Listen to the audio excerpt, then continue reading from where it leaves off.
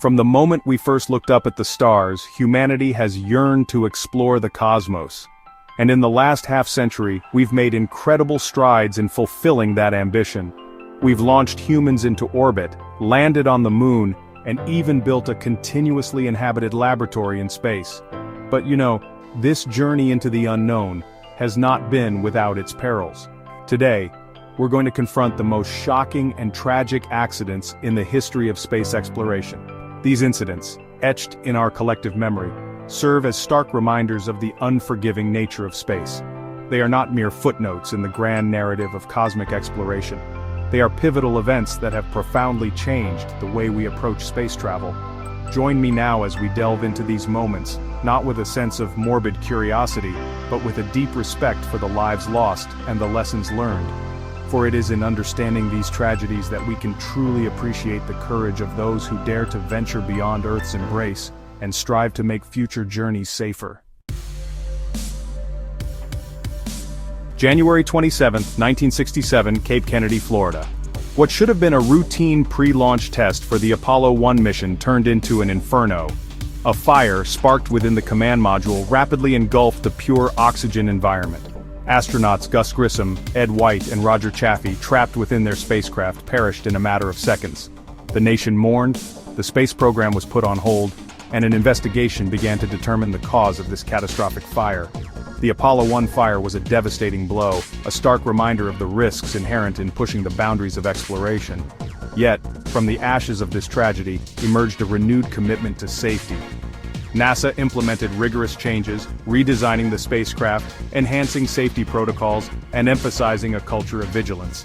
The sacrifices of Grissom, White, and Chaffee paved the way for the triumphs that followed. January 28, 1986. Millions around the world watched as the Space Shuttle Challenger lifted off from Kennedy Space Center, carrying 7 astronauts, including Christa McAuliffe, a schoolteacher chosen to be the first civilian in space. Just 73 seconds into the flight, tragedy struck. The shuttle disintegrated in a fiery explosion, a gut-wrenching spectacle broadcast live on television, seared into the consciousness of a generation. The investigation revealed that a failure of the O-rings, rubber seals in the solid rocket booster, caused by unusually cold temperatures, led to the disaster. The Challenger tragedy forced a reassessment of risk management and decision-making processes within NASA. It highlighted the dangers of complacency and the need for open communication about safety concerns. February 1, 2003.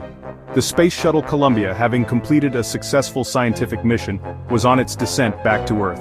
As the shuttle re-entered the atmosphere, a piece of foam insulation which had broken off from the external tank during launch, struck the leading edge of Columbia's wing, creating a breach. Unbeknownst to the crew, superheated gases entered the wing structure during re-entry, leading to a catastrophic failure. The shuttle broke apart over Texas, claiming the lives of all 7 astronauts on board. The Columbia disaster exposed vulnerabilities in the shuttle's design and the limitations of pre-flight inspection techniques. June 30, 1971. After spending 23 days aboard Salyut 1, the first space station ever constructed, the 3 cosmonauts of Soyuz 11, Georgy Dobrovolsky, Viktor Patsayev, and Vladislav Volkov, prepared for their return to Earth. Their descent seemed to proceed flawlessly. However, when the recovery team opened the Soyuz capsule, they were met with a chilling sight. The 3 cosmonauts were dead in their seats. An investigation revealed a tragic sequence of events. A ventilation valve had opened prematurely during the separation of the Soyuz capsule from its service module, causing a rapid depressurization. The cosmonauts, without spacesuits, were exposed to the vacuum of space, leading to a swift and silent death. April 24, 1967. The Soviet Union, locked in a fierce space race with the United States, was determined to achieve another first. A solo mission around the moon. Cosmonaut Vladimir Komarov was chosen to pilot the Soyuz 1 spacecraft, a mission fraught with technical difficulties from the beginning. Despite Komarov's concerns and reports of serious malfunctions, the mission was given the go-ahead. As Komarov re-entered Earth's atmosphere, the parachute system failed. He plummeted back to Earth, his capsule crashing in a fiery inferno. Komarov's death, a tragic consequence of political pressure and a disregard for safety protocols, shook the Soviet space program to its core. October 24, 1960. At the Baikonur Cosmodrome, the Soviet Union's primary launch facility, preparations were underway for the launch of an R-16 intercontinental ballistic missile. This new missile, intended to showcase the might of Soviet technology, was fueled by a volatile combination of liquid oxygen and kerosene. Due to a series of technical malfunctions and rushed procedures, the missile exploded on the launch pad, instantly killing everyone in the vicinity. The explosion, known as the Nedelin catastrophe, claimed the lives of over 100 people, including engineers, technicians, and military personnel. The Soviet Union, shrouded in secrecy, kept the disaster under wraps for decades. November 15, 1967. The X-15, a rocket-powered experimental aircraft, was designed to explore the fringes of space. On this fateful day, test pilot Michael J. Adams took the X-15 to an altitude of over 266,000 feet, nearly reaching the edge of space. As Adams initiated the descent, the X-15 entered a hypersonic spin. Despite desperate attempts to regain control, the aircraft broke apart, subjecting Adams to forces beyond human tolerance. The official investigation pointed to a combination of factors, including electrical disturbances and pilot disorientation, as contributing to the crash. Adams's death underscored the extreme risks involved in pushing the boundaries of aerospace engineering. April 24, 1971. Following the tragic loss of the Soyuz 11 crew, the Soviet space program faced yet another setback. The Soyuz 10 mission, carrying cosmonauts Vladimir Shatilov, Alexei Yeliseyev, and Nikolai Rukavishnikov, was tasked with docking with the Salyut 1 space station. But, as the Soyuz spacecraft approached the station, a critical docking mechanism failed.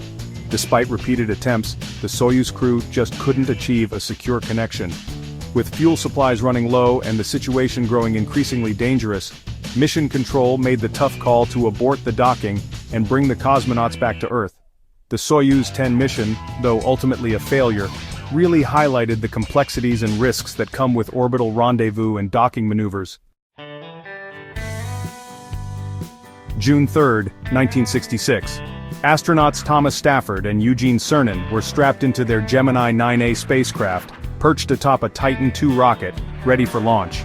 Their mission was to rendezvous and dock with an Agena target vehicle. Suddenly a fire broke out on the launch pad, engulfing the base of the rocket in flames. Safety crews rushed in to put out the fire and miraculously Stafford and Cernan made it through the incident unharmed. The quick thinking of the ground crew and the astronauts' own composure under pressure really helped avert what could have been a disaster. The Gemini 9A launch pad fire, even though it didn't result in any casualties, served as a pretty stark reminder of the ever-present dangers of spaceflight, even before you leave the ground.